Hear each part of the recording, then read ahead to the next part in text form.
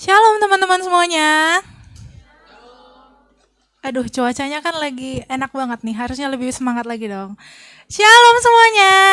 Shalom. Terima kasih. Nah, sebelum kita mulai, ini depan yang barisan 2 paling depan ini masih kosong kayaknya. Boleh teman-teman yang masih di belakang diisi yang depan dulu ya. Barisan paling depan harus terisi.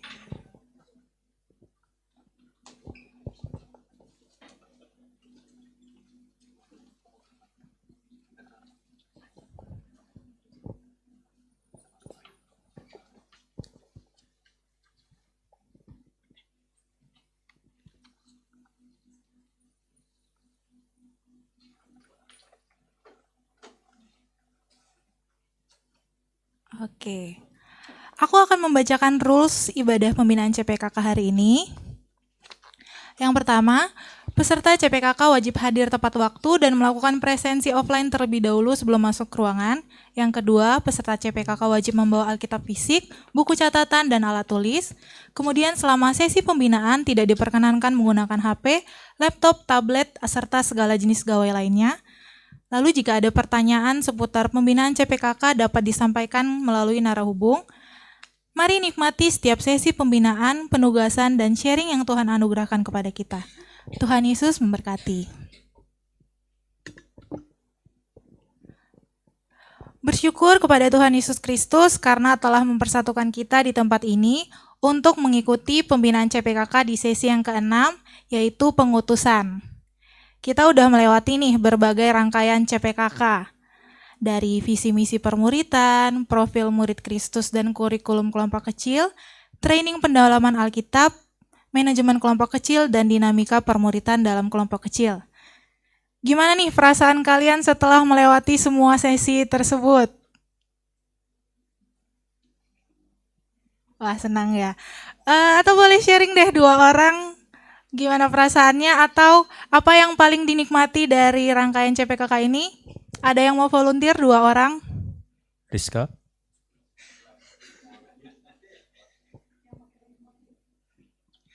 Oke, karena ini mayoritas baju hitam semua, berarti kita tunjuk yang bajunya selain hitam ya.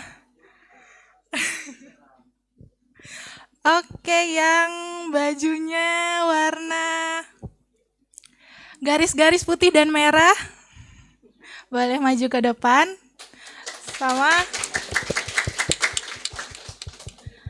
Sama satu lagi yang bajunya warnanya agak sama nih dengan merah marun.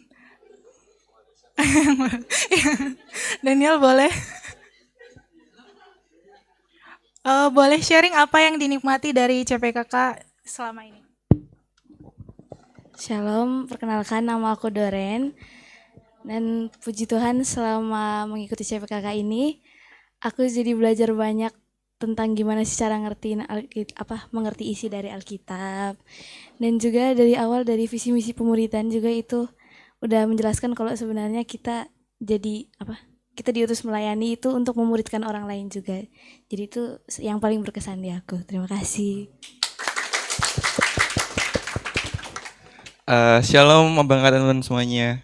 Shalom. Jadi sebenarnya di sini aku bukan sebagai peserta CPKK, tapi aku peserta CPKK tahun lalu dan sekarang juga udah jadi PKK. Tapi puji Tuhan dengan mengikuti pembinaan CPKK ini aku kembali seperti kayak diingatkan lah komitmenku di awal dulu saat aku memutuskan untuk CPKK di tahun lalu gitu, yang dimana komitmen untuk memuridkan kembali gitu untuk adik-adik di tahun bawah.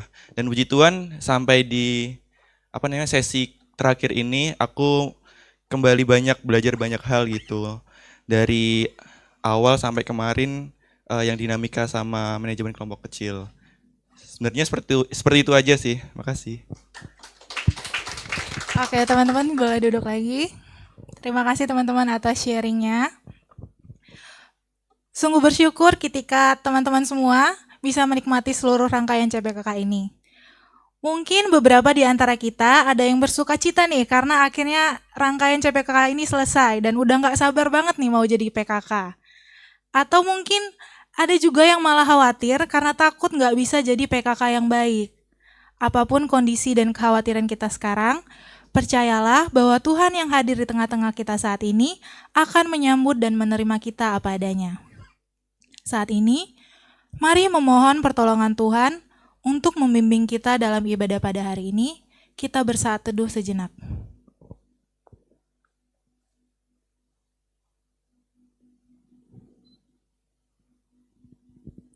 Selesai.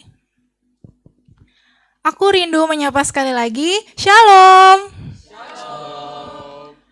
Kehadiran kita hari ini bukanlah sebuah kebetulan. Ini adalah momen yang Tuhan sendiri telah tetapkan.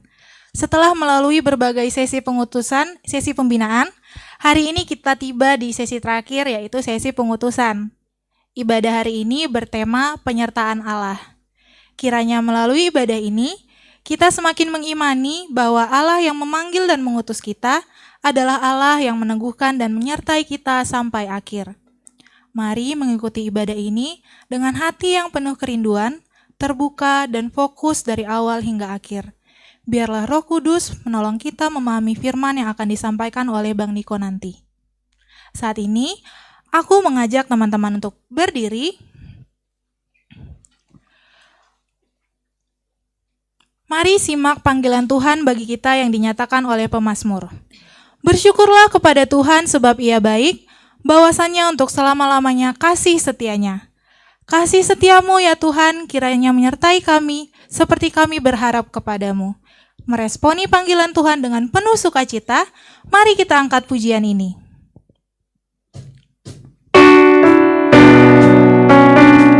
Teman-teman boleh sambil bertepuk tangan.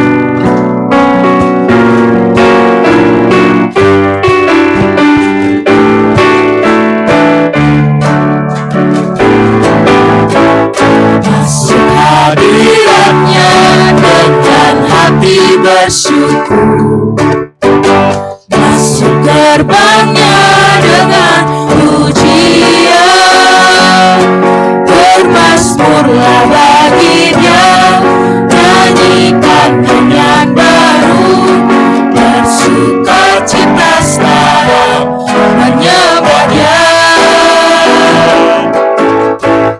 Masuk hadiratnya dengan hati bersyukur, masuk gerbangnya dengan pujian, bermazmurlah baginya, nyanyikan nyanyian baru, bersukacita sekarang, tinggikan Dia. Saat hati bersyukur dan jiwa pun bersuka, hadirat Allah nyata dalam pujian. Saat kami menyembah dan tangan pun terangkat, Tuhan hadir dalam pujian umat-Nya. Masuk hadirannya dengan hati bersyukur. Masuk hadiratnya dengan hati bersyukur, masuk gerbangnya dengan pujian, bagi Dia, nyanyikan nyanyian baru, bersuka cita sekarang menyembah Dia. Masuk hadiratnya dengan hati bersyukur, masuk gerbangnya dengan pujian, bermazmurlah bagi Dia, nyanyikan nyanyian baru, bersuka cita sekarang, tinggikan Dia. Saat hati bersyukur dan jiwa pun bersuka, hadirat Allah nyata dalam pujian.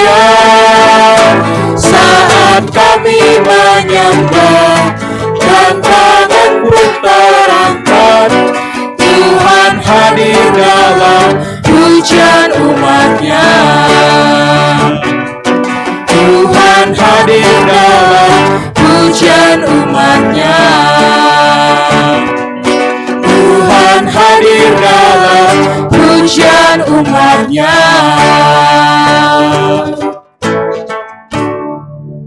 Mari kita bersatu dalam doa. Allah yang Maha Kasih, terima kasih untuk penyertaan-Mu Tuhan sepanjang hidup kami, sepanjang hari ini yang telah kami lalui, hingga kami bisa berkumpul di tempat ini bersama-sama untuk memuji dan memuliakan-Mu. Kami mohon kiranya Roh Kudus mampukan kami untuk tetap fokus dan kami dapat menikmati hadirat-Mu dalam ibadah ini. Kami juga berdoa untuk teman kami yang masih dalam perjalanan, kiranya Tuhan sertai mereka hingga mereka dapat tiba dan berkumpul bersama kami di sini. Dalam nama Tuhan Yesus kami berdoa dan mengucap syukur. Amin. Teman-teman dipersilakan untuk duduk kembali.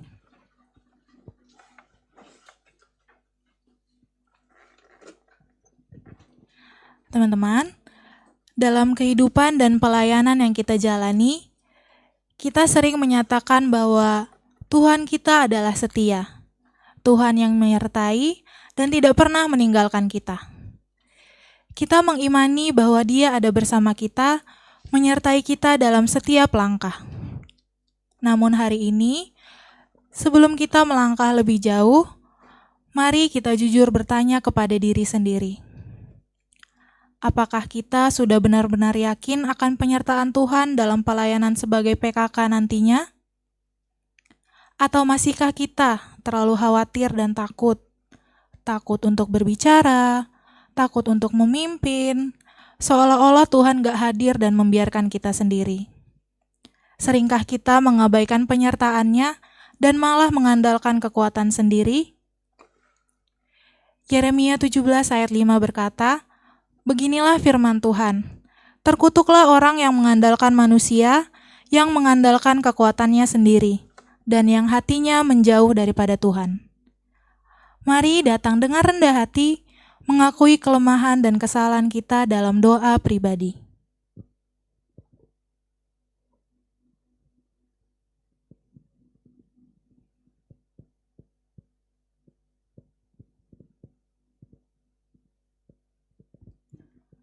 Ya Tuhan, saat ini kami datang ke hadapan-Mu dengan hati yang jujur untuk mengakui kelemahan dan dosa kami.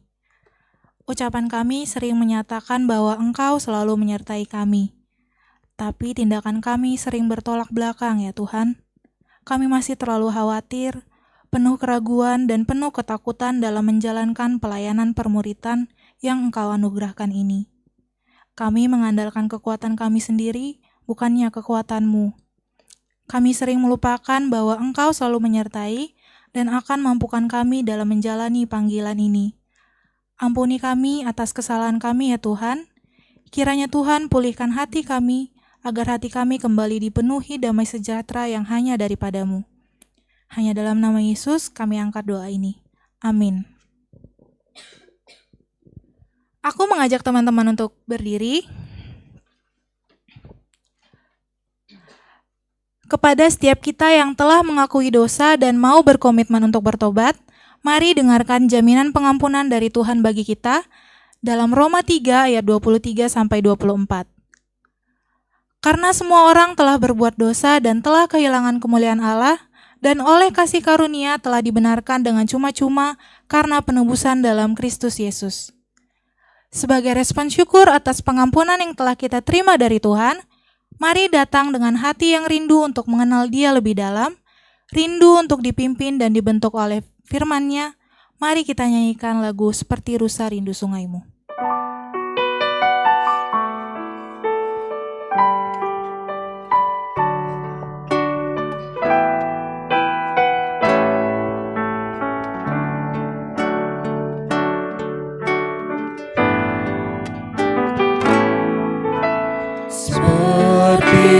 Rusa rindu sungaimu, jiwaku rindu Engkau.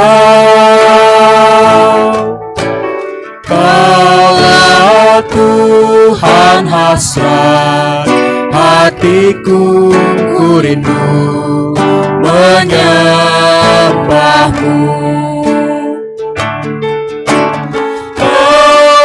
Kekuatan dan perisaiku, kepadamu rohku berserah.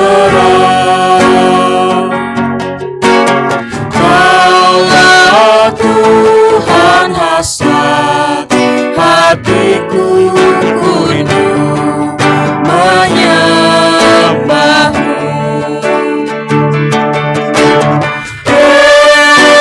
Yesus, Kau berarti bagiku.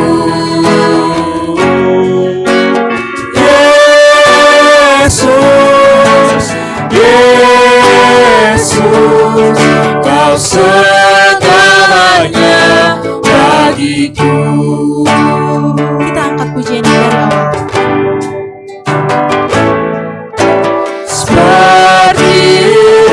Rusa rindu sungaimu, jiwaku rindu Engkau. Kaulah Tuhan hasrat hatiku, ku rindu menyembahmu.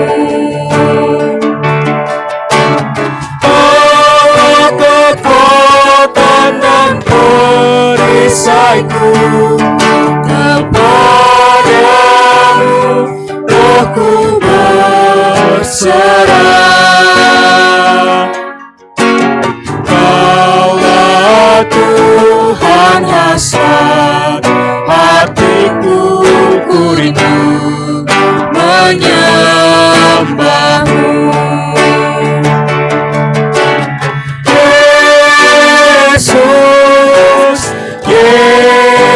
Yesus, Kau berarti bagiku.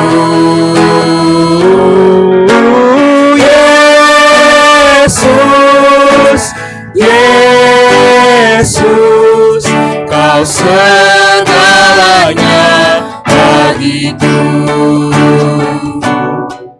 Kau segalanya bagiku.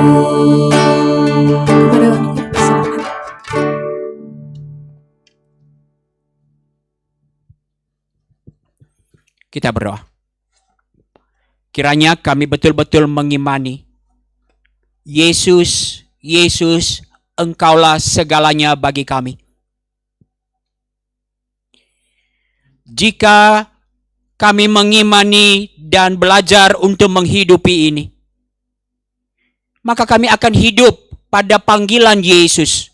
Kami akan hidup pada pengutusan Yesus. Kami akan belajar hidup, ya Tuhan, pada jalan-jalan yang Yesus tetapkan bagi kami.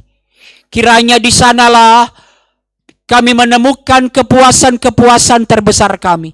Kami menemukan sukacita-sukacita terbesar kami. Sekalipun dalam penuh pergumulan, sekalipun penuh kesulitan dan tantangan. Kiranya Roh Kudus menolong kami, secara khusus dalam ibadah ini, meneguhkan kami. Karena Yesus, Yesus Engkaulah segalanya. Maka kami mau belajar untuk taat. Berfirmanlah bagi kami ya Tuhan. Teguhkan kami untuk siap merespon panggilan Tuhan secara tepat. Ini kami anak-anak-Mu telah siap mendengar. Dalam nama Yesus kami berdoa. Amin. Silakan duduk teman-teman. Oke, dalam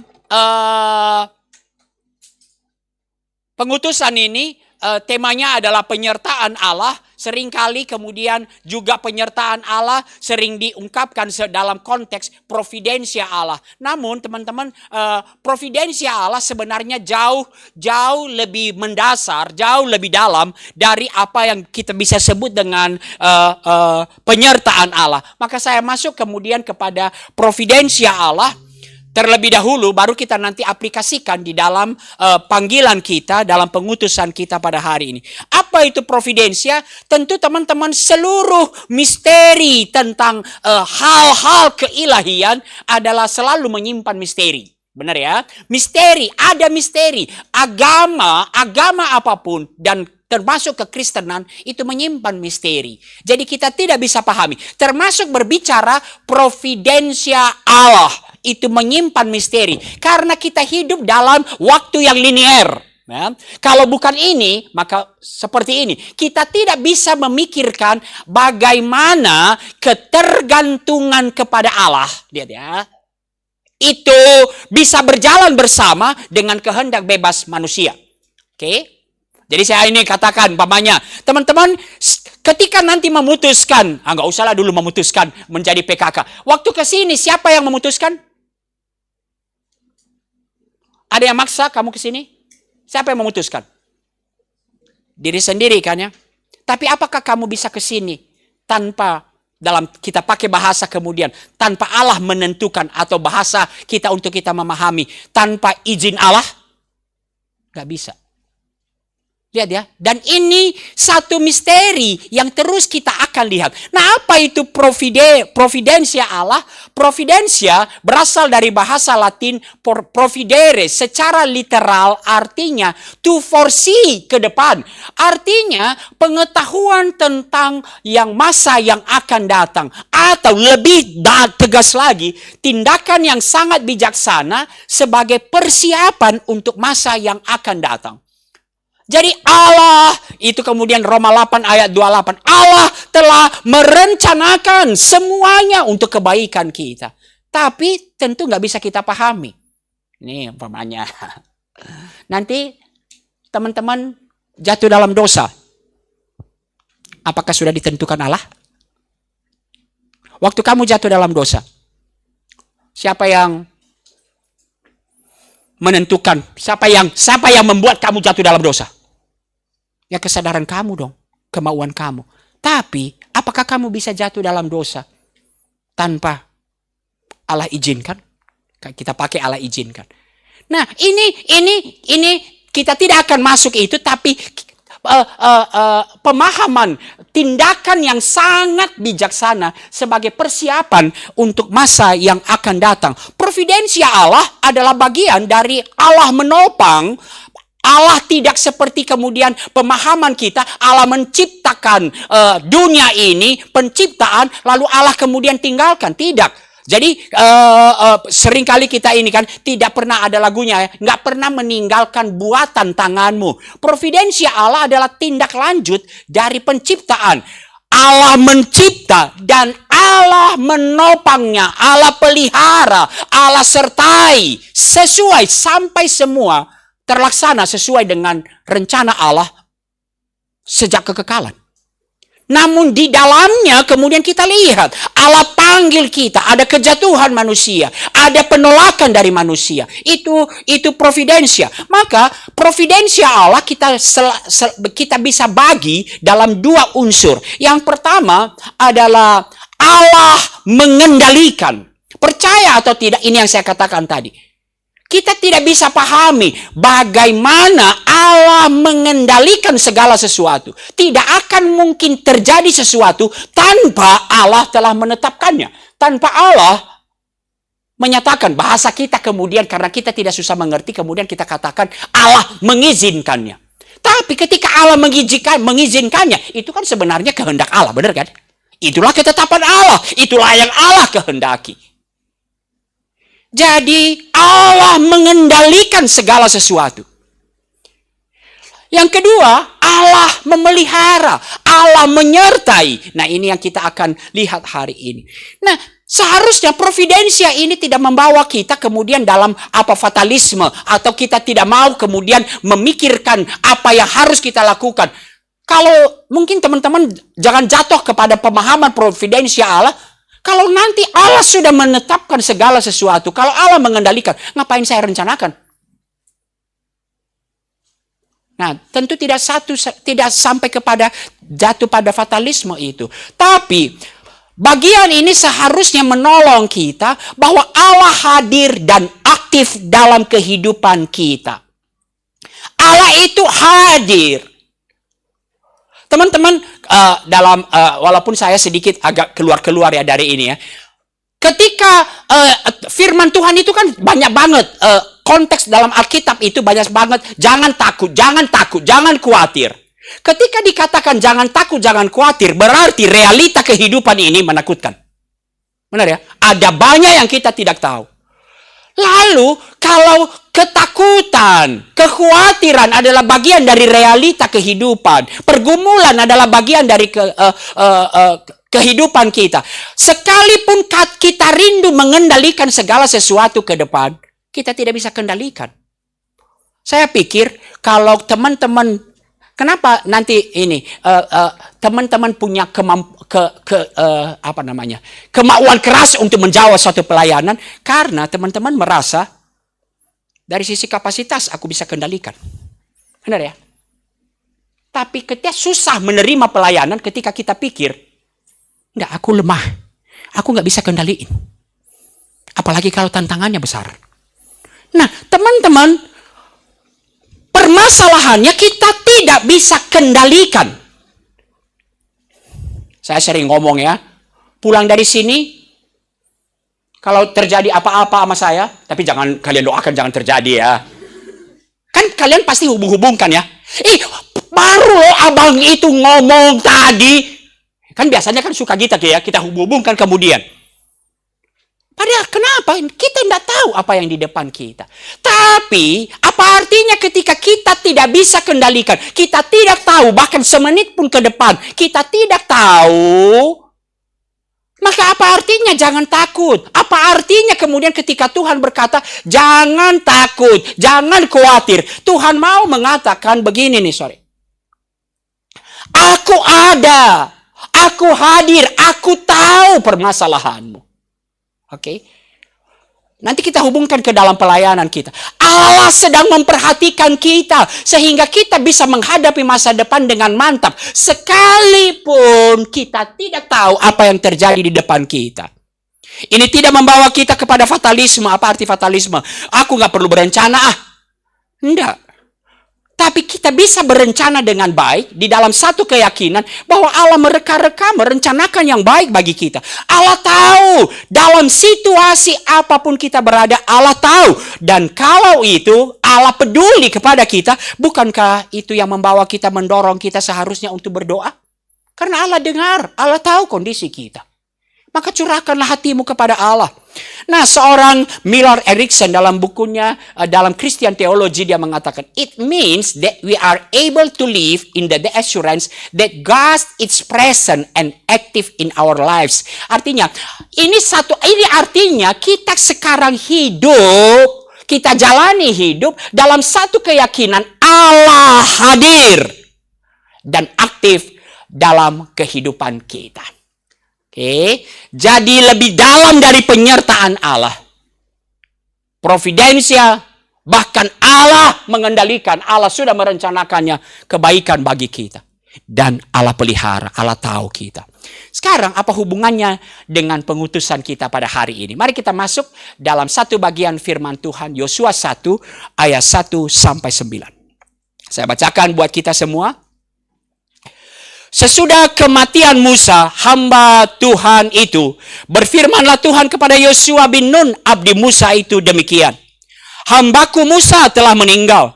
Sebab itu bersiaplah sekarang, Seberangilah sungai Yordan ini, engkau dan seluruh bangsa ini, menuju negeri yang akan kuberikan kepada mereka, kepada orang Israel. Setiap tempat yang diinjak telapak kakimu akan kuberikan kepadamu, seperti yang telah kujanjikan kepada Musa. Dari padang gurun, dari gunung Libanon di sebelah sana, itu sampai ke sungai Efrat. Sungai besar itu dari seluruh negeri orang Het, sampai ke laut besar, itu di sebelah matahari terbenam. Semuanya itu akan menjadi wilayahmu. Tidak seorang pun akan dapat tahan menghadapi engkau seumur hidupmu. Sebagaimana aku menyertai Musa, demikianlah aku akan menyertai engkau. Aku tidak akan mengabaikan engkau dan tidak akan meninggalkan engkau. Kuatkan dan teguhkanlah hatimu, sebab engkaulah yang akan memimpin bangsa itu untuk memiliki negeri yang kujanjikan dengan sumpah kepada nenek moyang mereka, untuk diberikan kepada mereka. Hanya kuatkan dan teguhkanlah hatimu dengan sungguh-sungguh untuk bertindak dengan saksama sesuai dengan segenap hukum yang diperintahkan Musa hambaku kepadamu. Janganlah menyimpang ke kanan atau ke kiri, supaya engkau jaya dalam setiap langkahmu. Janganlah engkau lupa menuturkan kitab Taurat ini, tapi renungkanlah itu siang dan malam, supaya engkau bertindak dengan saksama sesuai dengan segala yang tertulis di dalamnya. Sebab dengan demikian perjalananmu akan berhasil dan engkau akan jaya. Bukankah telah kuperintahkan kepadamu, kuatkan dan teguhkanlah hatimu? Janganlah gentar dan kecut hatimu, sebab Tuhan Allahmu menyertai engkau kemanapun engkau pergi.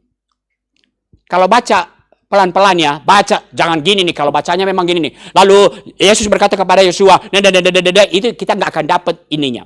Kalau bisa, saya juga nggak pintar membaca dengan drama. Tapi kalau dramanya ini, kira-kira ketika mendengar ini, apa perasaan Yosua? Panggilan ini.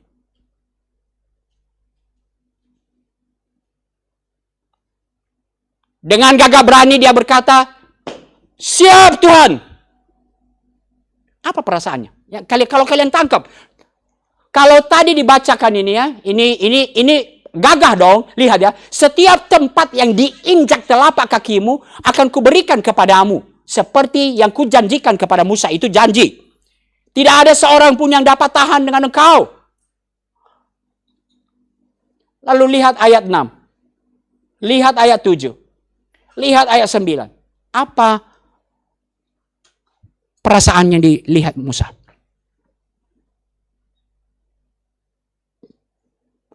Gak bisa nangkep apa perasaannya dilihat Musa? Kok Musa? Yosua. Nanti kita lihat ya. Nah, teman-teman, saya balik kemudian kepada satu pertanyaan kembali.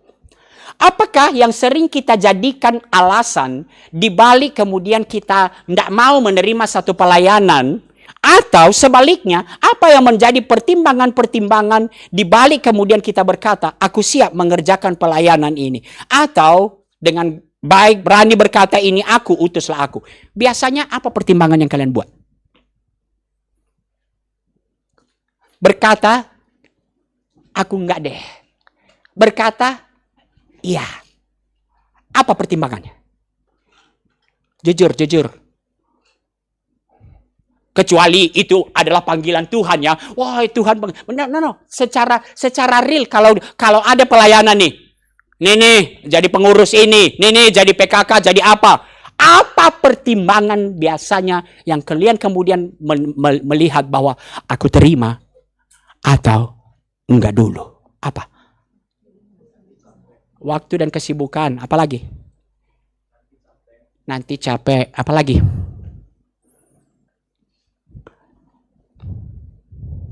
Dan kalau kita simpulkan dua hal, apa itu? Kesadaran akan berbagai kelemahan diri. Biasanya kita terima atau tidak, kita berbicara soal kapasitas, benar? Masih ada waktu, masih soal kapasitas. Oh, kayaknya oke, masih jalan ini sesuai dengan skillku, dengan kemampuanku. Oke, teman-teman setimnya oke, semua asik. Hal-hal yang berbicara soal kapasitas, kelemahan diri, dan tantangan. Makin susah tantangan, maka makin enggan kita terima. Kenapa? Nanti capek, benar ya? Tapi makin mudah kita rasa, dengan gampang kita terima. Tapi apakah itu yang kemudian menjadi dasar kita mengambil atau menolak satu pelayanan, enggan menerima pelayanan? Apakah itu yang akan menjadi dasar utama? Bisa itu menjadi pertimbangan, tapi apakah itu pertimbangan utama kita? Kalau itu pertimbangan utama kita, maka hampir semua pelayanan nggak masuk akal untuk kita terima. Kalau betul-betul kita melayani. Mengapa? Alkitab, kedua hal itu ditunjukkan Alkitab. Alkitab menunjukkan bahwa panggilan pelayanan justru menyingkapkan kerapuhan, kelemahan, keraguan, kekhawatiran, dan resiko aku takut gagal. Atau kegagalan masa lalu membayang-bayangi sang pelayan. Itu di satu sisi. Di sisi lain, tantangan, kesulitan, pergumulan akan selalu menjadi bagian yang tidak terpisahkan dari pelayanan atau pekerjaan misi Allah. Boleh-boleh aja berharap bahwa bisa mudah, jalan mudah, tapi tampaknya pekerjaan Tuhan akan terus diiringi oleh tantangan dan kesulitan.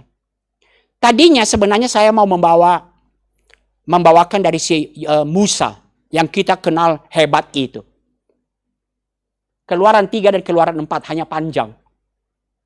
Tahu ketika Tuhan panggil dia, berapa kali dia menolak kepada Tuhan? Sampai 5 kali. Tuhan jawab, dia tolak lagi. Enggak Tuhan. Sampai terakhir kemudian Tuhan murka kepada dia ketika dia katakan, Tuhan, yang lain aja lah.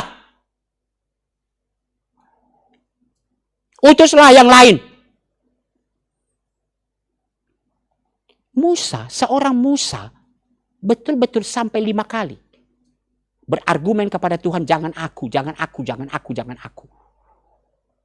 Dan 2 hal. Satu, siapa aku? Itu di ayat di Keluaran 3. Siapa aku? Itu berbicara soal kapasitas kelebihan diri. Lalu, siapa aku yang akan menghadap Firaun? Firaun pada waktu itu, raja yang penguasa dunia. Yang begitu bengis, begitu keras hati. Siapa aku melawan tantangan yang sebesar itu? Nah, saya tidak tahu pertimbangan apa dari teman-teman.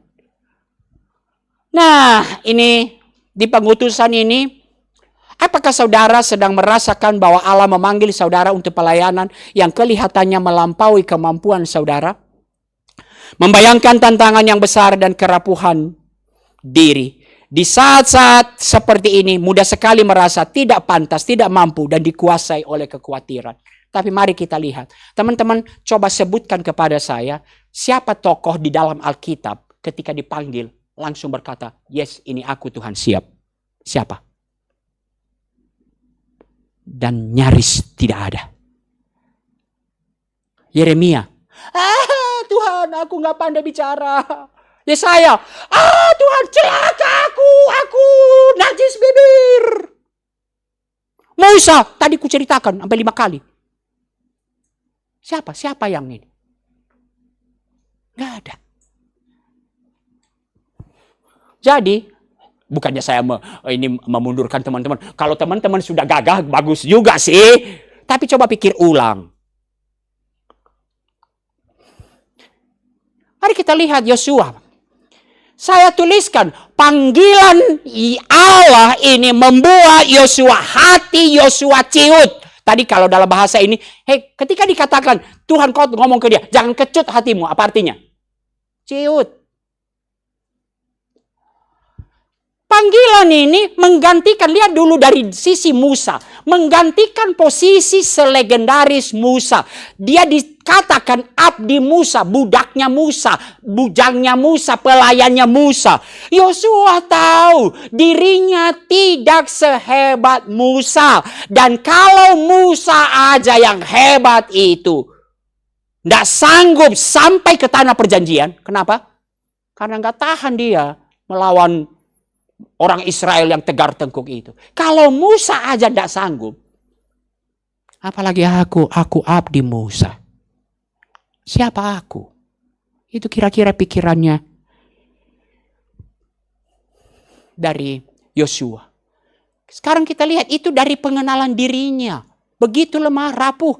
Lalu dari tantangan, bangsa yang akan dipimpinnya adalah bangsa yang tegar tengkuk. Bangsa yang besar. Bukankah kerap kali bersungut-sungut dan memberontak bahkan terhadap Musa sekalipun. Dan itulah yang membuat Musa ditegur.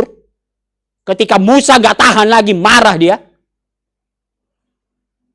Itulah bangsa yang dia akan pimpin. Lalu tanah perjanjian, apakah mudah ditaklukkan? Tidak.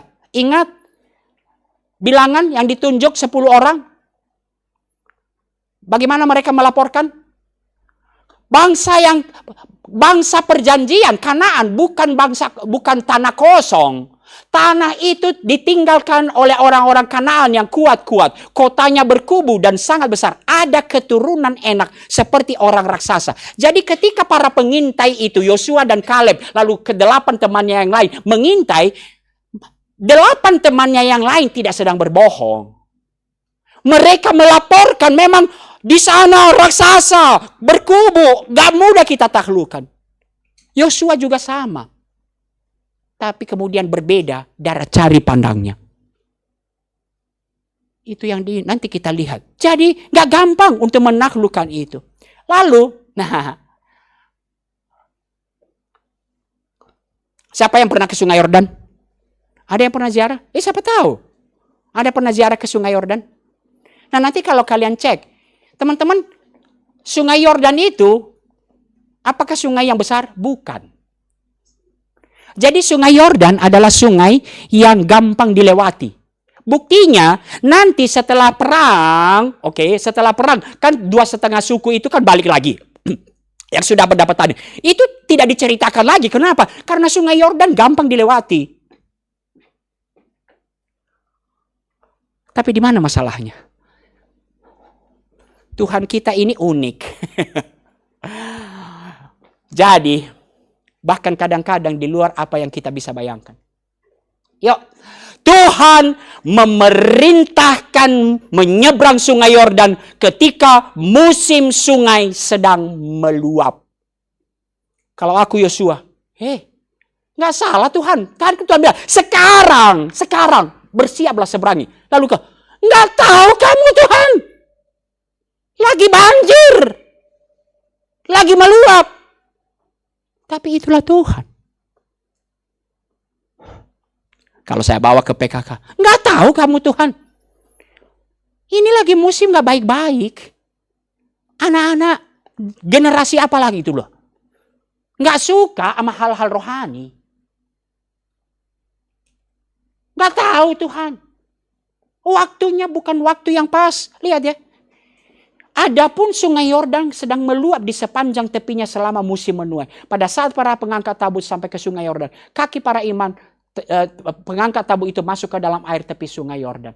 Teman-teman, betul-betul kalau kita baca, makanya saya katakan tadi, baca dengan benar-benar memahami, masuk ke dalam teks. Kenapa sampai diulang 3 kali? Yosua takut. Bacanya itu agak dramatis ya. Gini nih. Kuatkan dan teguhkanlah hatimu. Hanya kuatkan dan teguhkanlah hatimu. Terakhir kayak udah ini. Bukankah sudah kukatakan kuatkan dan teguhkanlah hatimu, jangan kecut hatimu? Seharusnya gitu dong. Benar ya? Jadi kalau baca firman Tuhan gini, kuatkan dan teguhkan hatimu, kuatkan dan teguhkan hatimu, memang nggak dapet. Itu gunanya PA. Tangkap. Kenapa sampai diulang dan lihat eskalasinya? Kuatkan dan teguhkanlah hatimu. Hanya kuatkan dan bukankah sudah kukatakan kuatkan dan teguhkanlah hatimu? Kira-kira sepanjang Tuhan berfirman kepada Yosua, ngapain Yosua? Garu-garu kepala dia. Aduh Tuhan. Kenapa aku Tuhan? Yang lain aja. Ini aku, utuslah dia. Kan suka kalian gitu ya? Ini aku, utuslah dia. Kita tunjuk orang lain. Betul-betul satu panggilan yang memimpin Yosua kepada satu krisis. Tapi kita akan lihat 3 hal yang kemudian kita akan pelajari pada hari ini. Yang pertama, teman-teman, Allah memang memanggil orang-orang yang tidak layak untuk menjadi pelayan dan pemimpin bagi umatnya. Allah panggil kita. Dan itulah kita pahami nanti, panggilan itu adalah panggilan anugerah. Allah panggil kita memang bukan berdasarkan kelayakan kita. Tapi itulah anugerah.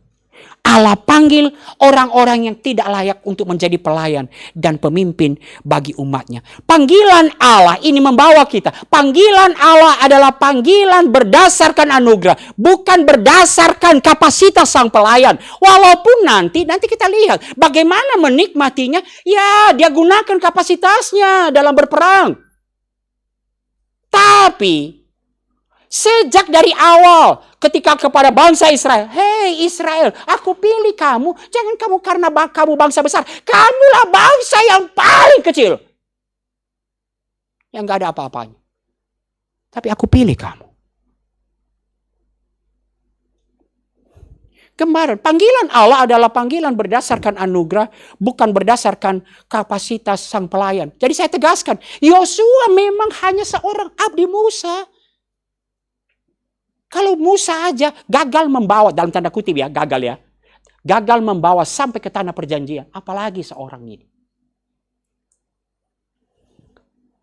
Kalau kita lihat dalam 2 Korintus 4 ayat 7. Paulus menyadari dirinya bejana tanah liat. Jangan senang kalau dibilang, kamu kayak bejana tanah liat. Tahu arti bejana tanah liat? Gampang banget pecah, disenggol, pecah. Itu namanya rapuh sekali. Bejana tanah liat. Tapi lihat, nanti kita lihat. Supaya nyata bahwa kekuatan yang melimpah-limpah itu berasal dari Allah dan bukan dari diri kami. Teman-teman, kalau nanti kita teruskan pembacaan ini dan kita tahu benar-benar dia rapuh. Sampai dia berkata, kami terjepit. Namun anugerah Allah, kekuatan Allah membuat kami tidak sampai putus asa. Kami kehabisan akal. Kalau udah bergumul kehabisan akal itu seperti apa sih?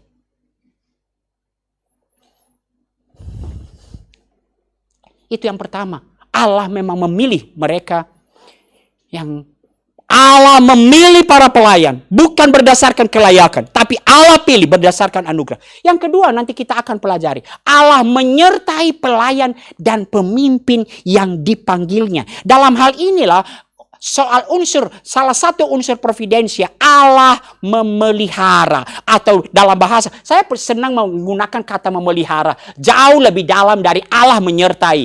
Allah menyertai seperti hanya menemani. Walaupun ada juga janji penyertaan. Tapi saya pahami itu Allah pelihara.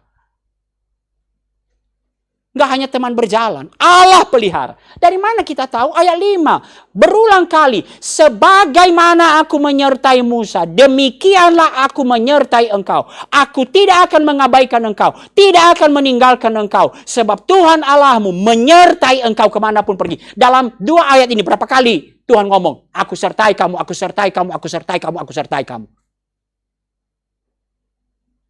Untuk satu jaminan. Aku tidak akan mengabaikan kamu. Aku tidak akan meninggalkan kamu. Nanti kita lihat kenapa Allah tidak akan mengabaikan. Karena ini proyeknya Allah. Allah lah yang punya visi. Bangsa Israel akan masuk tanah perjanjian. Maka penyertaan Allah. Allah, kalau dalam bahasa teman-teman ya, saya suka dengar tuh di kalau KR tuh. Allah jauh lebih rindu. Kalimat kalian kan begitu. Allah jauh lebih rindu adik-adik kita di stan mengenal Tuhan daripada kalian. Itu rencana Allah. Nah, jauh lebih dalam ketika berbicara providensia ini, jauh lebih dalam dari penyertaan Allah pelihara. Apa yang mau diungkapkan soal providensia ini? Allah mengatakan kepada Yosua, Allah berdaulat menggenapkan rencananya dan Allah sendiri yang akan bekerja melalui pelayannya. Lihat ya. Allah tidak hanya menyertai dan pelihara. Allah sesungguhnya Allah sendiri yang bekerja. Dan Allah jamin pasti akan menggenapkan.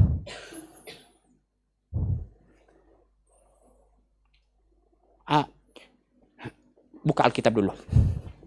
Saya suka ini Keluaran 3. Yuk mari kita buka Keluaran 3. Yang Yosua tadi. Yuk mari kita buka.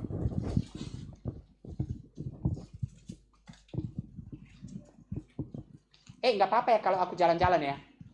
Maafkan saya memang begini ya. Saya coba tenang deh, kalem. Makanya kalian doakan saya supaya saya mulai kalem.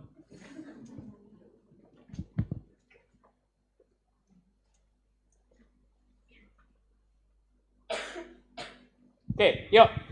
Ini panggilannya. Ayat 10. Keluaran 3 ayat 10. Kita baca yuk. Keluaran 3 ayat 10. Mari kita baca 1, 2, 3.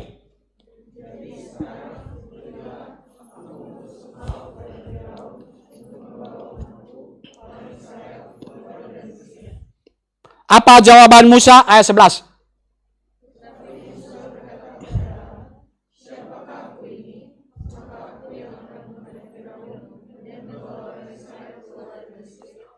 Ya, dua hal ya. Apa? Satu, kelemahan diri. Siapakah aku ini? Lalu menghadap Firaun. Apa jawaban Tuhan? Ayat 12. Apapun jawaban pertanyaan dari gugatan dari Musa, jawabannya selalu sama. Lihat, mari kita lihat ayat 12. 1, 2, 3.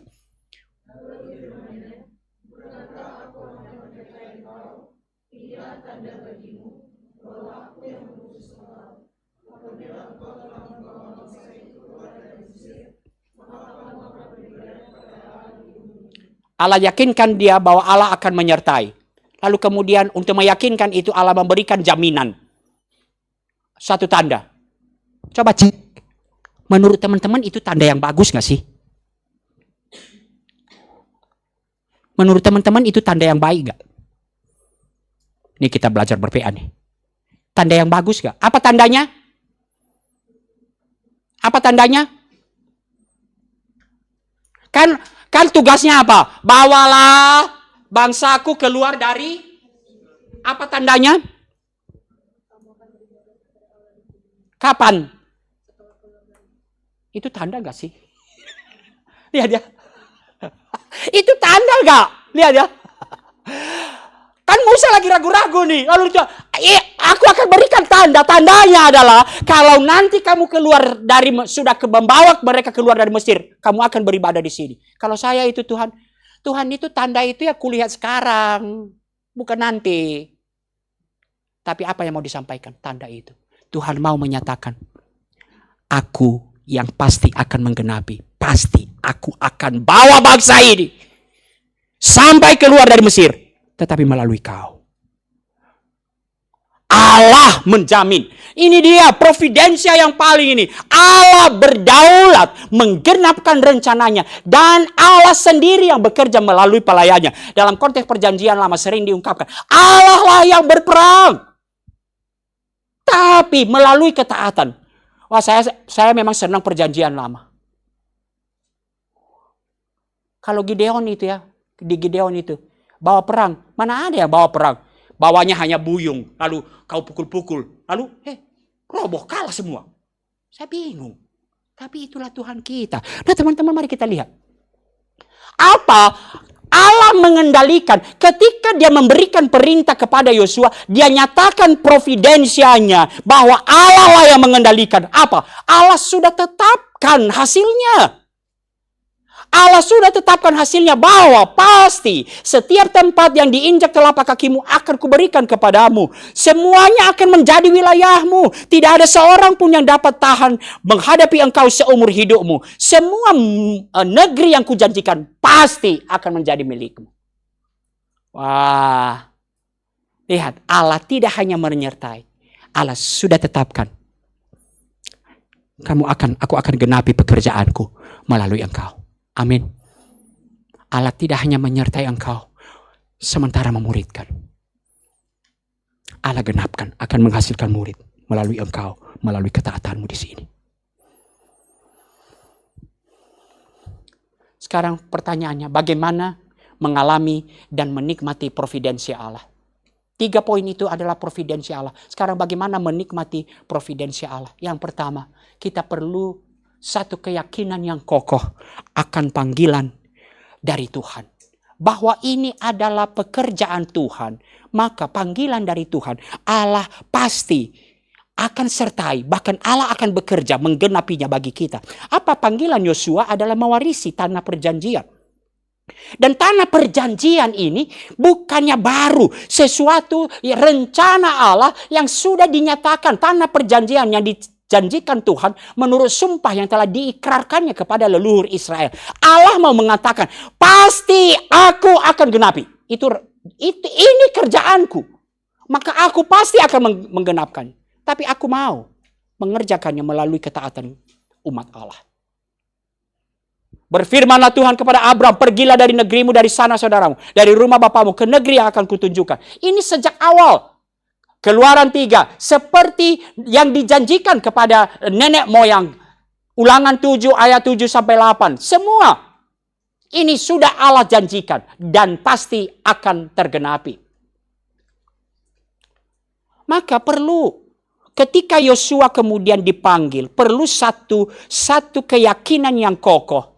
Berfirmanlah Tuhan kepada Yosua bin Nun, demikian, hambaku Musa telah meninggal. Sebab itu bersiaplah sekarang. Kemana? Ke negeri yang akan kuberikan kepada mereka, kepada orang Israel. Allah, ini rencana Allah. Dan Allah pasti akan menggenapinya. Teman-teman, perlu deep conviction. Perlu satu keyakinan yang kokoh. Allah panggil saya untuk menjadi PKK. Saya rindu boleh mempertimbangkan soal kapasitas kita. Boleh mempertimbangkan soal tantangan yang dihadapi. Tapi satu-satunya alasan yang paling kokoh adalah betul, aku punya keyakinan Allah memang panggil saya untuk menjadi PKK. Menghasilkan murid-murid dari tengah-tengah kampus kita. Teman-teman, panggilan yang kemudian kita katakan, maka kuatkan dan teguhkan hatimu. Hanya kuatkan dan teguhkan. Bukankah sudah kukatakan, kuatkan dan teguhkanlah hatimu? Yuk mari kita baca 2 Korintus 4 ayat 1. 1, 2, 3.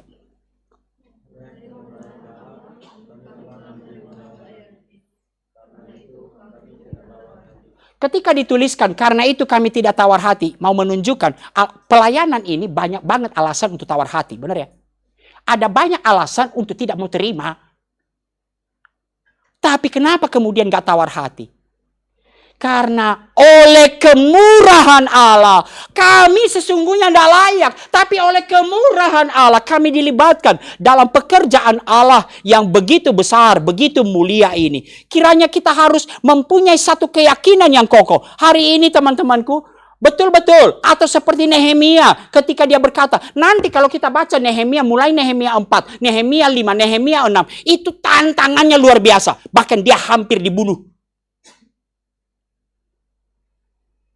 Dia diejek. Tahu dia lagi bangun tembok lalu berkata, orang-orang di sekitarnya ngomong, kalaupun kucing lewat aja, roboh lagi itu tembok yang kau bangun. Lalu tantangan dari dalam, udah capek kami nggak mau lagi membangun. Tapi kenapa Nehemia bertahan? Ini dia. Satu keyakinan yang kokoh, Tuhan taruh itu dalam hatiku. Hari ini saya rindu. Doakan di hadapan Tuhan. Engkau mau diutus. Karena betul Tuhan taruh visi pemuridan. Menghasilkan murid bagi Kristus di dalam hatimu. Sekali lagi, boleh pertimbangkan tantangan. Boleh pertimbangkan kapasitas. Tapi satu-satunya dasar yang kokoh menerima pelayanan ini adalah Tuhan taruh itu di dalam hati kita. Kiranya ini Tuhan benar-benar taruh itu dalam hati kita. Karena itu pergilah, jadikanlah semua bangsa muridku.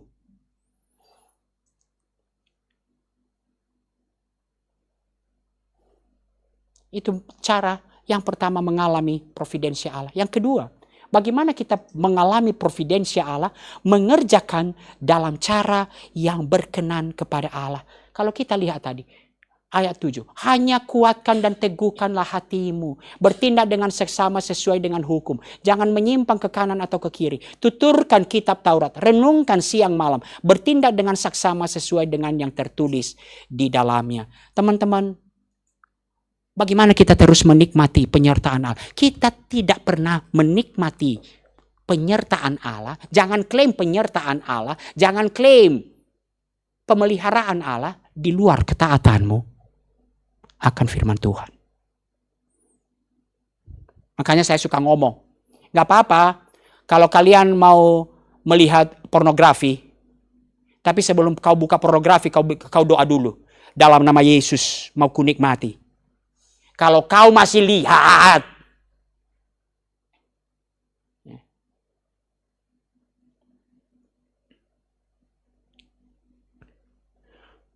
kiranya teman-teman serius. Benar-benar kita tidak bisa meminta penyertaan Tuhan di luar ketaatan kita pada firman Tuhan. Kita tidak bisa mengklaim pemeliharaan Allah, penyertaan Tuhan dalam cara kita melayani di luar ketaatan kita kepada firman Tuhan. Teman-teman sudah dibekali bagaimana melayani AKK seturut kehendak Tuhan. Maka nyatakan itu, lakukan itu. Betul-betul Alkitab itu adalah firman Allah. Percaya dan taat kepada setiap hal dalam firman Allah. Artinya percaya dan taat kepada Allah. Dan tidak percaya kepada Allah. Itu yang kedua. Dan yang ketiga, teman-temanku. Ya taat, run the race. Apa artinya? Ya jalani. Bagaimana mengalami providensi Allah? Jalani, lakukan langkah ketaatan. Kalau gini terus, tapi nanti gimana? Tapi nanti bagaimana? Tapi nanti bagaimana? Kalau Tuhan nanti, kalau aku Tuhan, aku ngomong, nanti, ya nanti. Gimana sekarang? Ya mulai, taat. Lakukan langkah ketaatan.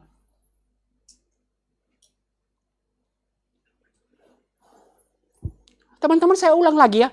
Tuhan, kenapa tadi Yosua garuk-garuk kepala? Lihat, bersiaplah sekarang. Kapan Tuhan? Ini dia, kapan? Adapun sungai Yordan itu meluap di sepanjang tepinya selama musim menuai. Tuhan bilang sekarang. Dan taat. Lakukan langkah ketaatan. Dan menarik, ayat 10 kemudian dimulai dengan apa? Ayat 10, yuk mari kita baca. 1, 2, 3.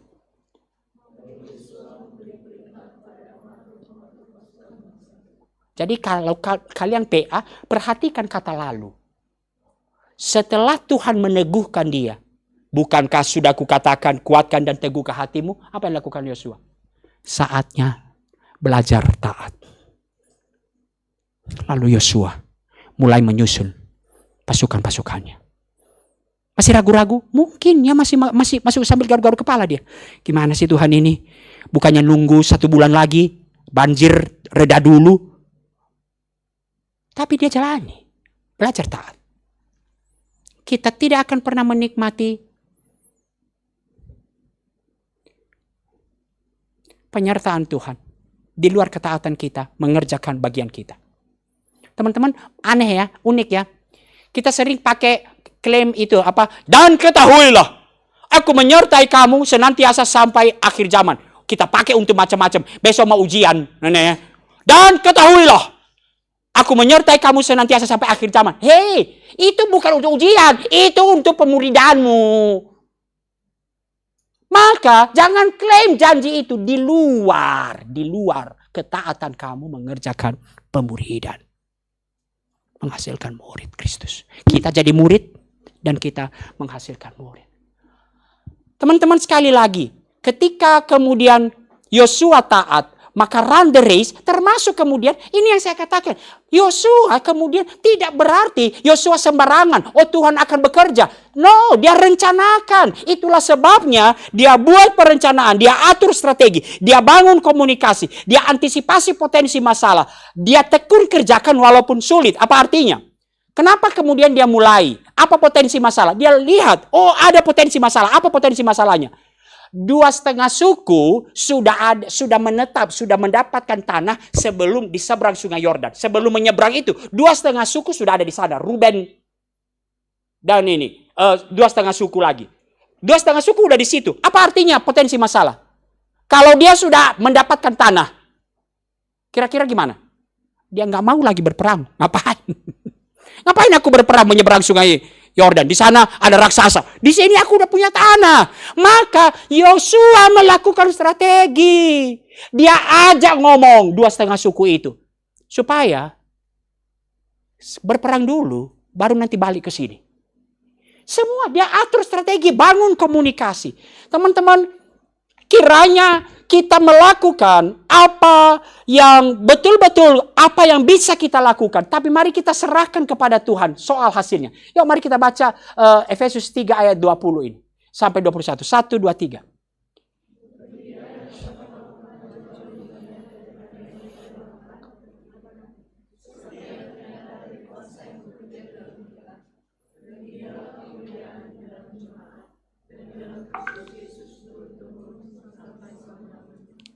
Tadi waktu kita nerima pelayanan, pertimbangan kita paling utama apa? Aku sanggup gak mengerjakannya. Benar ya? Tapi imani ini jauh lebih banyak dari apa yang kau pikirkan. Dari apa yang kau programkan. Bahkan apa yang kau rindukan, doakan. Kenapa? Allah terlebih dahulu rindu. Ini pekerjaan Allah.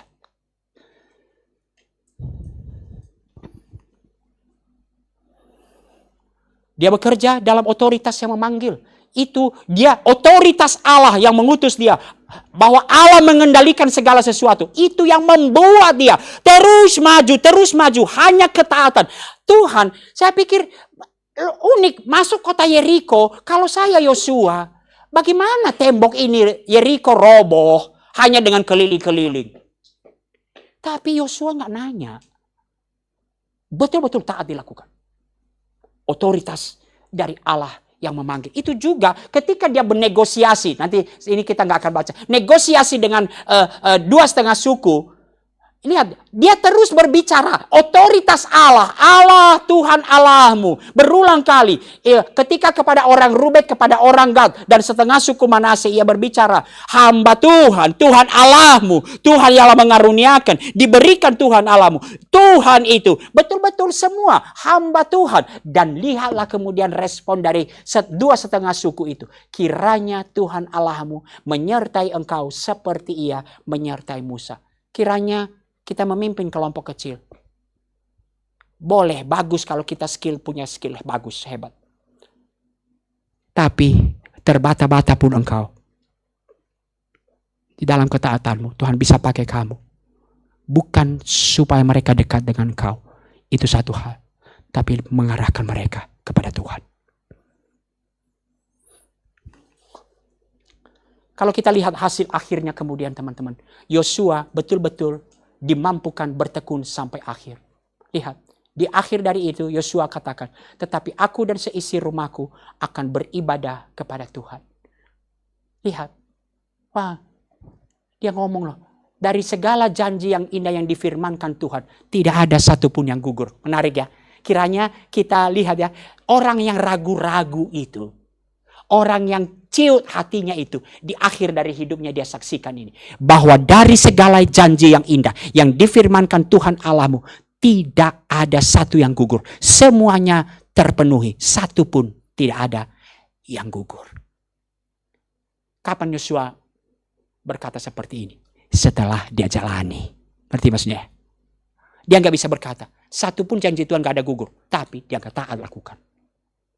Jalani dan kamu akan menyaksikan. Apa arti penyertaan Tuhan? Allah bekerja melalui kita. Kiranya oleh ini kemudian Paulus kepada penglihatan yang dari sorga itu. Tidak pernah aku tidak taat. Teman-temanku, saya masuk bagian akhir kemudian refleksi. Sekali lagi. Ini dua hal yang seringkali menjadi pertimbangan kita. Tidak salah kita mempertimbangkan hal ini. Tapi kalaupun kita sadar hal ini. Maka alih-alih menangisi kelemahan dan kerapuhan tantangan yang besar. Kemudian menyerah. Mari menaruh kepercayaan. dan pengharapan kepada Allah yang memanggil. Sekarang saya tutup dengan apa hal yang sering kali kita lewatkan ketika melihat amanat agung. Amanat agung diberikan kepada siapa? Kepada 11 murid ya, pertama. Gimana kondisi para murid ketika amanat agung diberikan? Gimana kondisi mereka, psikis mereka gimana? Ragu dan takut. Mereka kan ngurung diri. Benar ya? Sampai nanti Roh Kudus turun mereka kurung diri. Pintu-pintu yang tertutup. Lihat ayat 17. Ragu-ragu.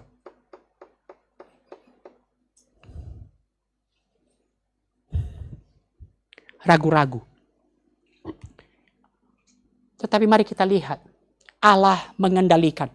Yesus mendekati mereka dan berkata, kepadaku telah diberikan segala kuasa di sorga dan di bumi. Apa artinya? Yesus mau mengatakan kepada muridnya yang ragu-ragu itu, hei, aku punya kuasa di sorga dan di bumi. Otoritas di sorga dan di bumi. Pasti akan tergenapi semua rencanaku. Dan aku akan bekerja melalui kalian. Saya makin melihat ini, amanat agung adalah anugerah Allah. Saya kayaknya pernah nanya ini ya ke teman-teman. Kalau teman-teman punya otoritas, teman-teman punya satu proyek, lalu teman-teman punya semua otoritas untuk menjadikan proyek itu berhasil, masih mau ngajak yang lain nggak? Enggak. Benar ya? Nggak mau ngajak ya. Kalaupun kamu karena bermurah hati baik mengajak, kira-kira yang kamu ajak siapa? Yang ragu-ragu? Yang garuk-garuk kepala terus kerjanya? Enggak. Tapi itulah anugerah. Segala otoritas, apa artinya? Allah mengendalikan, Allah pasti akan menggenapkan seluruh rencananya. Tapi dia undang kamu yang ragu-ragu untuk menikmati bagaimana Allah bekerja. Wah teman-teman, ini saya mudah-mudahan Ginta ingat ini nih. Yang saya berikan ke dia. Kalau saya memberikan sesuatu kepada Ginta, sekarang yang bertanggung jawab memelihara dia. Benar ya? Tapi ini, dia berkuasa memelihara. Itulah sebabnya Paulus tidak malu. Sebab aku percaya, dia berkuasa memelihara apa yang dipercayakannya kepadamu. Kalau hari ini dia panggil kamu, dia percayakan kamu menjadi gembala di kampus ini, maka dia juga yang akan memeliharanya. Amin. Dia yang akan bekerja.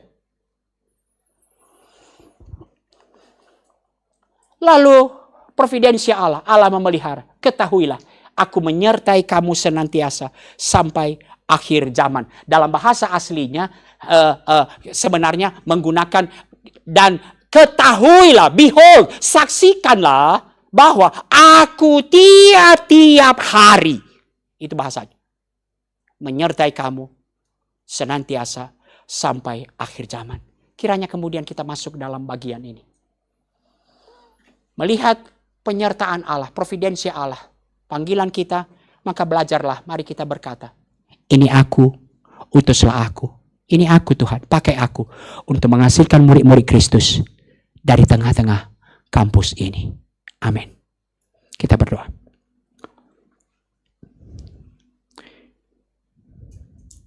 Seperti hamba-hamba Tuhan, ketika Tuhan memanggil, dikuasai ketakutan, khawatir, hati ciut. Tetapi janji penyertaan Allah, janji Allah akan bekerja menggenapkan melalui ketaatan para pelayan Tuhan. Itu yang membuat mereka taat, bertekun sampai akhir. Dan kiranya itu kami alami ya Tuhan. Ketika Tuhan memanggil kami menjadi PKK, menjadi pembuat murid dari tengah-tengah kampus ini. Dalam nama Yesus kami berdoa. Amin.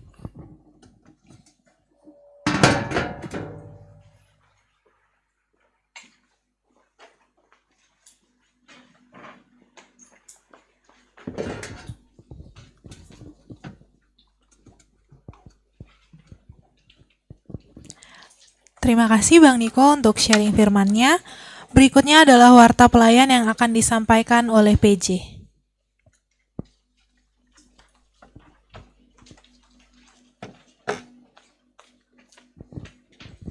Shalom kakak abang teman-teman semua. Jadi aku akan membacakan warta pelayan. Kita boleh mengapresiasi setelah warta telah dibacakan semuanya.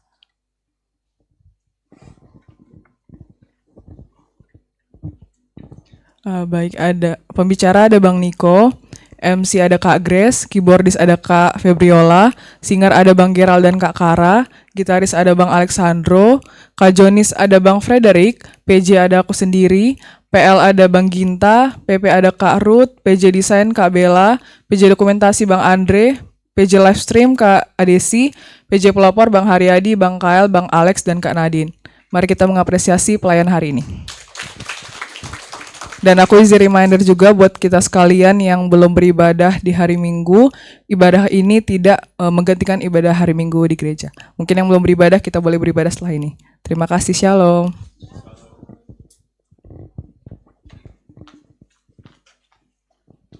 Teman-teman, aku undang untuk bangkit berdiri.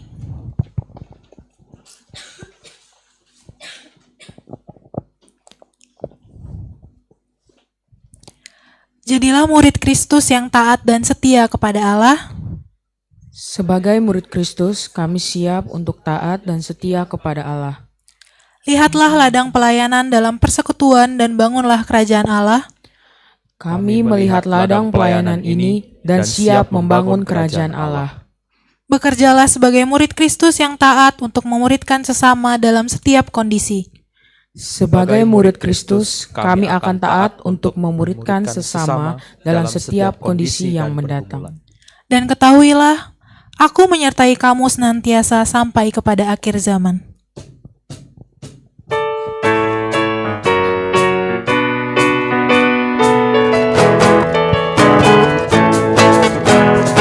Lihatlah ladang sudah menguning, telah siap dituai. Siapa yang jadi penuainya, yang mau bekerja bagiku? Ini aku utus, oh Tuhan, menjadi pekerja-Mu. Pelengkapi denganmu, tak berdaya sendiri. Utus kau dengan kuasa-Ku. Jangan takut, jangan tawar, beritakan Injil-Ku. Bersatulah dan majulah membangun kerajaan-Ku. Ku pilih kau, ku utus kau, ku akan menyertai-Mu.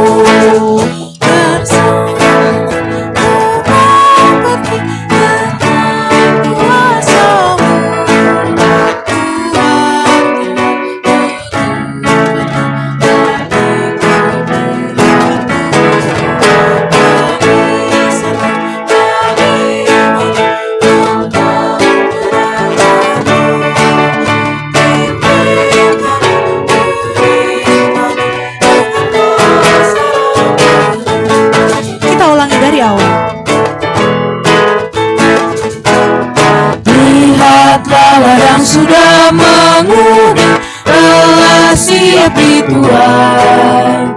Siapa yang jadi penuainya, yang mau bekerja bagiku?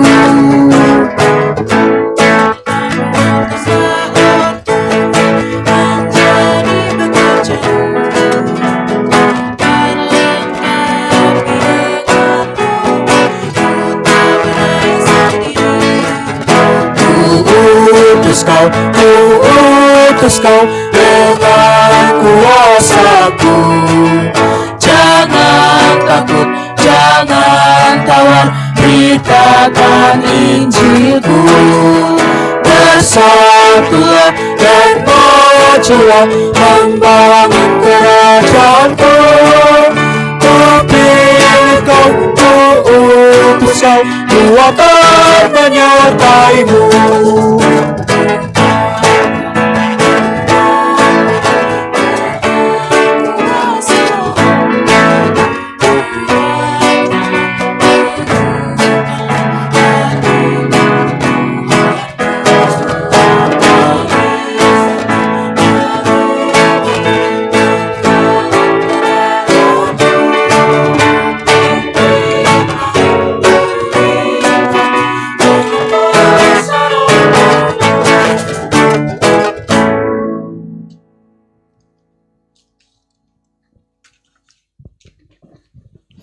Ya, mari kita berdoa.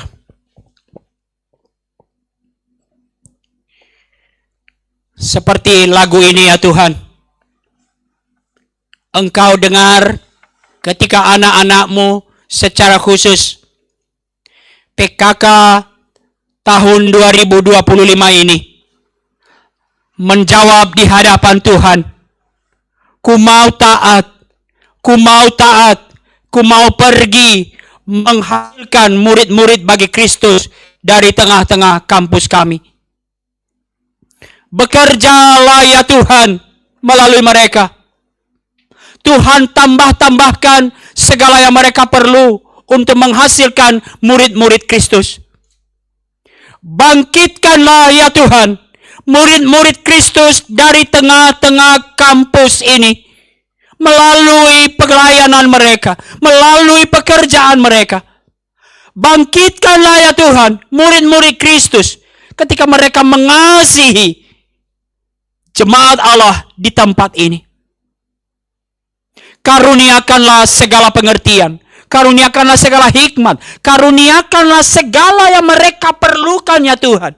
Di dalam melayani sebagai PKK, di dalam mengerjakan studi mereka, dan dalam mengerjakan seluruh aktivitas dan tanggung jawab mereka.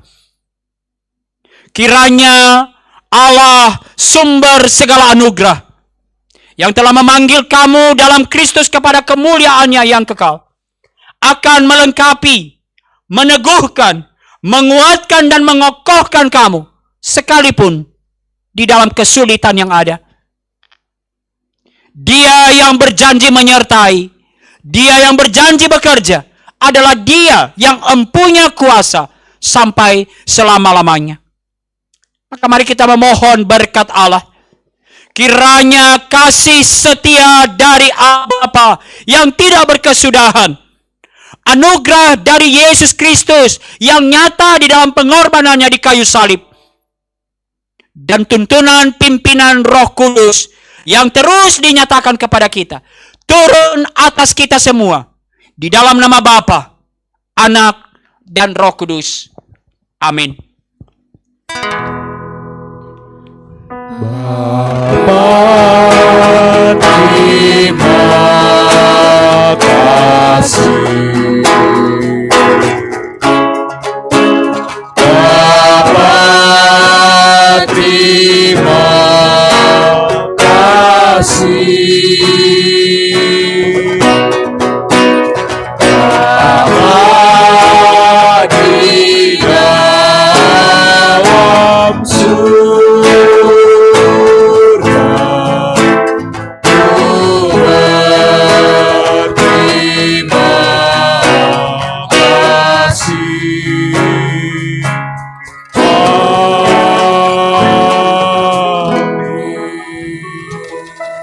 Silakan duduk dan mengambil waktu teduh.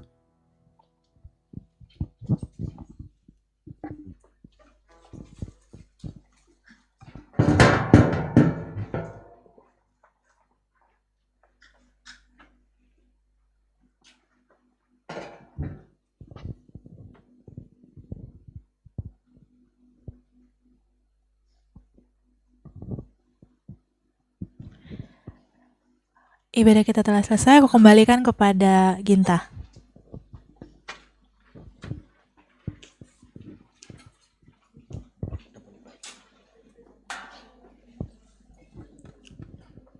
Shalom teman-teman semua. Sekarang kita akan coba melihat kembali video rekap pembinaan CPKK kita selama 3 minggu ke belakang.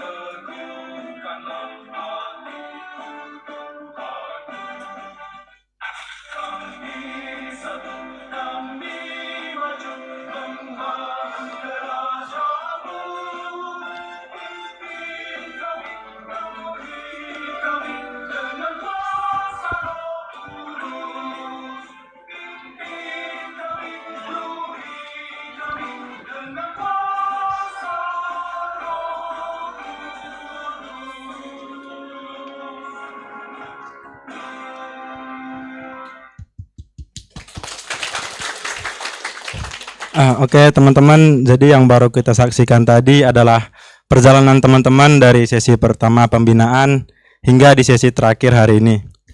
Mari kita coba flashback kembali terkait apa yang sudah Tuhan anugerahkan kepada kita.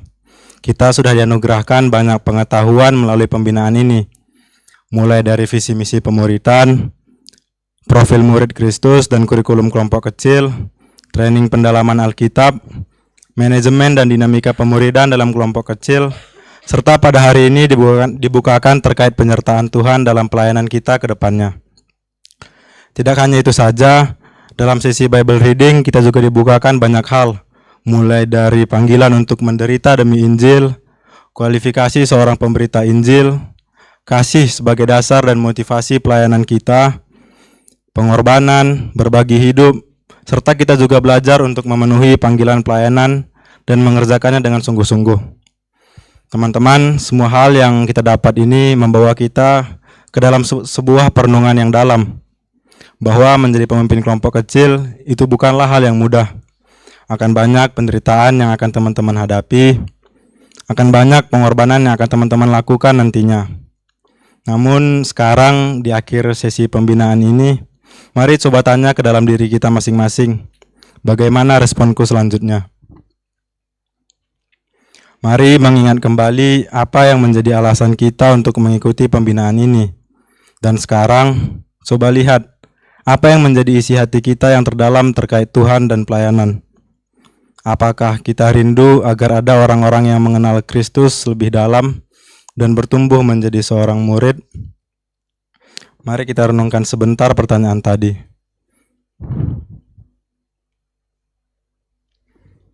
Teman-teman, pembinaan ini sudah membawa kita sampai ke sesi yang terakhir. Aku ingin reminder kembali kepada setiap kita bahwa pembinaan CPKK ini tidak membuat kita langsung menjadi seorang pemimpin kelompok kecil. Dikarenakan di waktu ke depan akan dilakukan pensiringan untuk menjadi pemimpin kelompok kecil. Aku percaya beberapa dari kita yang hadir di sini mungkin sudah memiliki mimpi dan bayangan tentang apa yang akan dan harus dikerjakan di pelayanan sebagai PKK nantinya. Namun aku juga percaya mungkin ada dari kita yang memiliki kekhawatiran atau keraguan terkait pelayanan ke depannya. Mungkin kita merasa bahwa pekerjaan ini sangat berat, atau mungkin kita merasa dari diri kita masih kurang dan belum layak. Teman-teman, dari sesi hari ini kita belajar bahwa panggilan pelayanan justru menyingkapkan kelemahan, kekhawatiran, keraguan, dan ketidaklayakan kita sebagai seorang pelayan. Namun kita juga belajar bahwa Allah menyertai pelayan dan pemimpin yang dipanggilnya. Oleh karena kuat kuasanya, kita mampu menjadi seorang pemimpin yang baik. Belajar dari kisah Nabi Yesaya ketika Tuhan bertanya, "Siapakah yang akan kuutus dan siapakah yang mau pergi untuk aku?" Maka Yesaya menjawab, "Ini aku, utuslah aku." Kira-kira kalau Tuhan bertanya hal yang serupa kepada kita, siapakah yang akan kuutus? Dan siapakah yang mau pergi untuk mahasiswa baru yang datang ke kampus ini? Kiranya respon kita juga sama seperti Nabi Yesaya dengan mengatakan, "Ini aku, utuslah aku." Teman-teman, mari menjadikan kata-kata terakhir Yesus sebagai tugas dan fokus utama kita. Seperti yang Tuhan telah amanatkan kepada setiap kita. Karena itu, pergilah, jadikanlah semua bangsa muridku, dan baptislah mereka dalam nama Bapa dan Anak dan Roh Kudus. Dan ajarlah mereka melakukan segala sesuatu yang telah Tuhan perintahkan kepadamu. Dan ketahuilah Aku menyertai kamu senantiasa sampai kepada akhir zaman. Mari kita terus berjuang dalam pewujudan visi Allah, setia dan tekun dalam doa serta pemahaman firman Tuhan, menjadi saksi Kristus dan setia bersaksi dalam setiap tahap kehidupan kita. Akhir kata, selamat melayani bagi kita semua, selamat menikmati perjalanan pemuridan, percaya bahwa Tuhan yang akan menyertai dan memampukan kita selalu.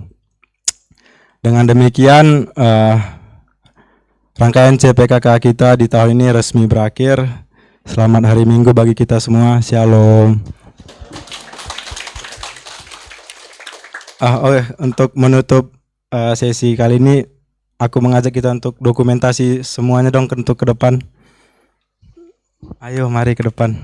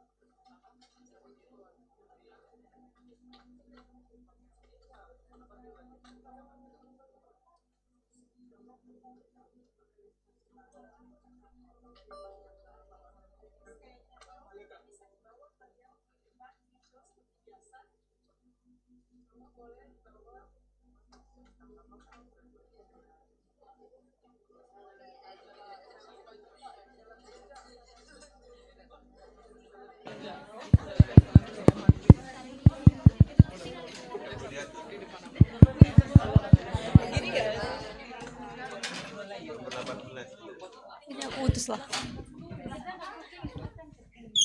Ini mau itu kan, itu kan. Gin.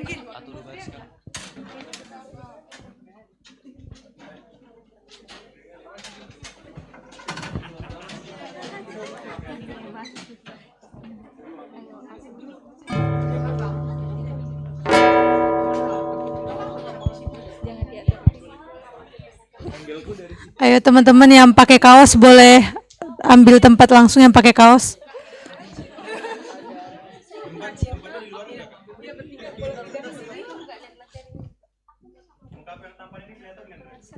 Ini lagi. Jangan menggelinding. Kebetulan aku dekat. Enggak kalau otopsi enggak mantap.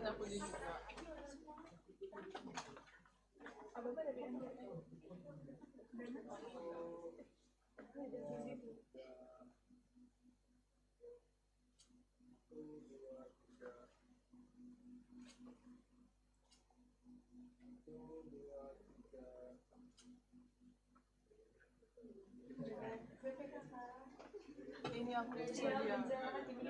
Kakak dulu.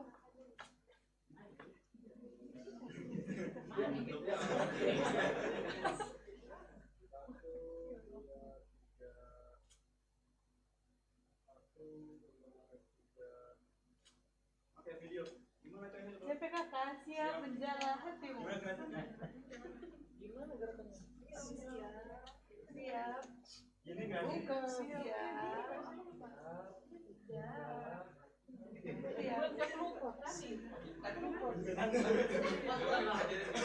Siap menjala hati langsung kita siap sampai menjalanya siap menjala hatimu, jadi kayak melempar jala gitu. Oke, berarti nanti aku bilang CPKK 2025 CPKK kelompok kecil 2025. CPKK 2025 aja deh. Siap, menjala hatimu. Oke, aman semua? Let's go.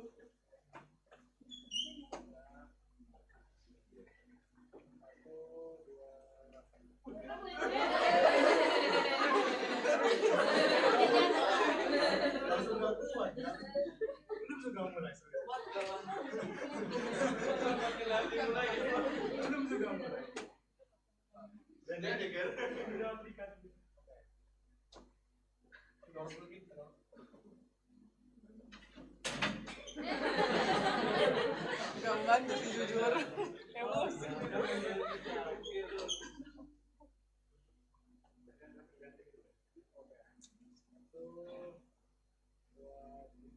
CPKK 2025.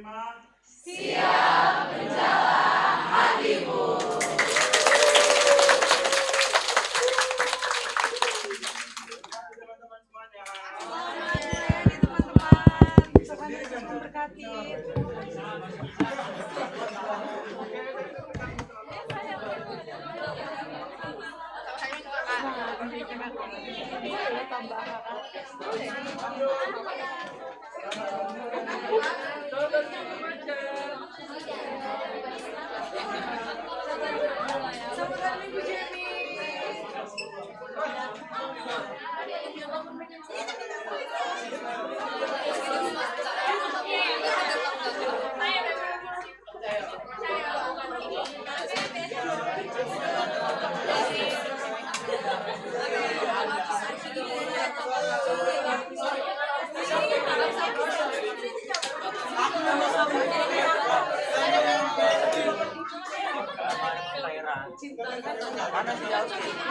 Dia tidak CPKK.